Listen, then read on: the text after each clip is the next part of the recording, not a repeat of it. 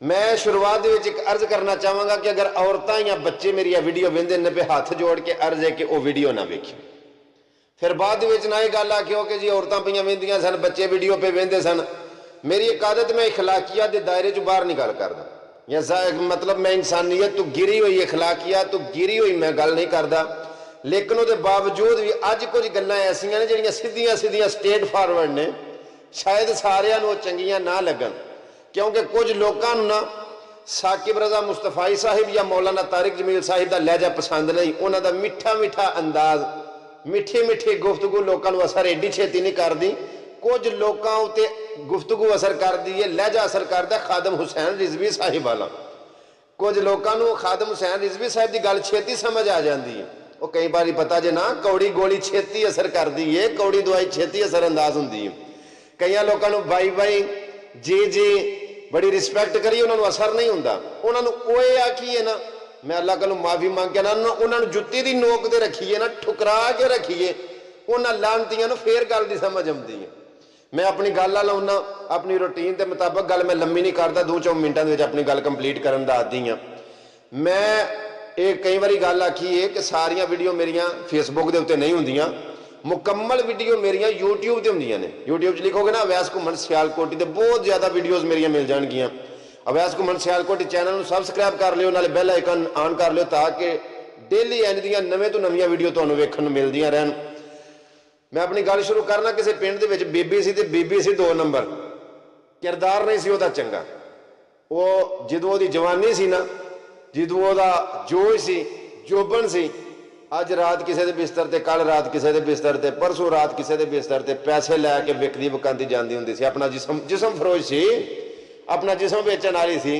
अज किसी का उन्हें किसी दी बाहां च बाहां पाइयां ने, कल बीबी किसी के नाल, परसों बीबी किसी के नाल। जिवें जिवें वो बीबी की उम्र वधदी रही, बल्कि वो उम्र के अगले हिस्से जाती रही, उम्र घटती रही उसकी, ते ओ बीबी का जोबन जिहड़ा ना, वो जोश जवानी का ठंडा होंदा रहा, जोबन उसदा घटदा रहा, चेहरे ते झुर्रियां पैणियां शुरू हो गई, हत्थां ते झुर्रियां पैणियां शुरू हो गई। वो हुसन ना रहा, वो जोबन ना रहा। जिवें जिवें वो बीबी अगां जाती रही, वडेरी होंदी रही, उस बीबी की मार्केट घटती रही। जिवें जिवें मार्केट घटती रही, लोगों को कोना खड़ना करना। एक वक्त आया उम्र के वो अगले हिस्से दे विच टुर गई, तो उन्होंने किसी भी ना खड़ना करना, बीबी नूं किसी भी पैसे दे के इस्तेमाल वास्ते ना खड़ना करना। एक वक्त आया कि बिल्कुल बीबी का कारोबार खत्म हो गया, ज़हनी नफसियाती मरीज हो गई। मेरी गल मैं गल बड़े पॉइंट तो शुरू की है।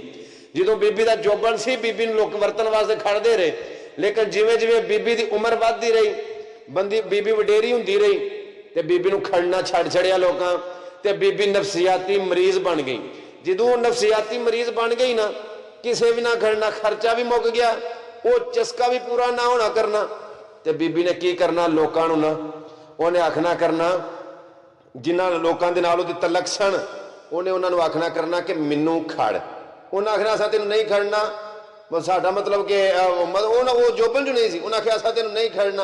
वो बीबी उन्होंने आखना करना कि जे तुसां ना खड़िया तो मैं जो राज मैं लोगों को दस छड़ना कि बंदे का मेरे नाल तलक रहा है, मैं तुहानूं बेइज्जत करां दी, मैं तुहानूं रुसवा करां दी।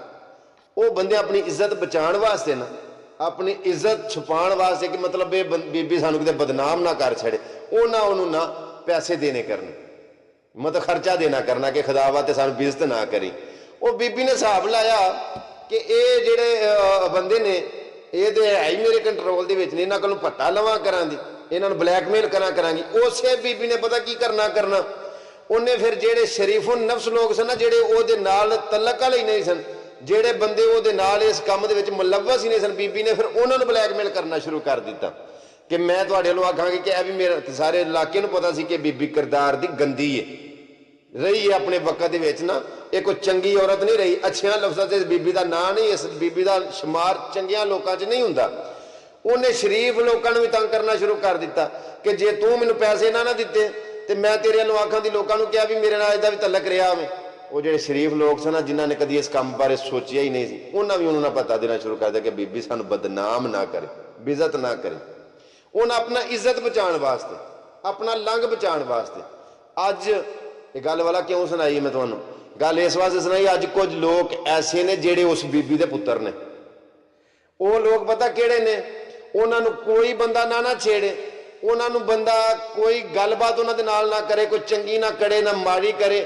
ਉਹ ਉਸੇ ਗਸ਼ਤੀ ਦੇ ਪੁੱਤਰ ਕੋਸ਼ਿਸ਼ ਇਹ ਕਰਦੇ ਨੇ, ਉਸ 2 ਨੰਬਰ ਬੀਬੀ ਦੇ ਪੁੱਤਰ ਉਹ ਕੋਸ਼ਿਸ਼ ਇਹ ਕਰਦੇ ਨੇ ਕਿ ਇਹ ਸਾਨੂੰ ਛੇੜਦਾ ਜੂ ਕਿ ਨਹੀਂ ਪਿਆ, ਇਹ ਆਪਣੇ ਰਾਹ ਕਿਉਂ ਪਿਆ ਜਾਂਦਾ, ਇਹ ਆਪਣੇ ਸਿੱਧੇ ਰਾਹ ਕਿਉਂ ਜਾਂਦਾ, ਇਹ ਕਿਸੇ ਨਾਲ ਕੋਈ ਚੰਗੀ ਮਾੜੀ ਕਿਉਂ ਨਹੀਂ ਕਰਦਾ, ਇਹਨੂੰ ਹੁੱਥਲ ਦਿਓ, ਇਹ ਵੀ ਸਾਡੇ ਨਾਲ ਪੰਗਾ ਲਵੇ।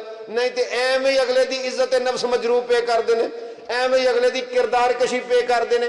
ਇਹ ਉਸੇ 2 ਨੰਬਰ ਬੀਬੀ ਦੇ ਬੱਚੇ ਨੇ ਜਿਹੜੇ ਲੋਕਾਂ ਦੀ ਕਿਰਦਾਰ ਕਸ਼ੀ ਕਰਦੇ ਨੇ, ਲੋਕਾਂ ਦੀ ਇੱਜ਼ਤ ਤੇ ਨਫਸ ਮਜਰੂਹ ਕਰਦੇ ਨੇ।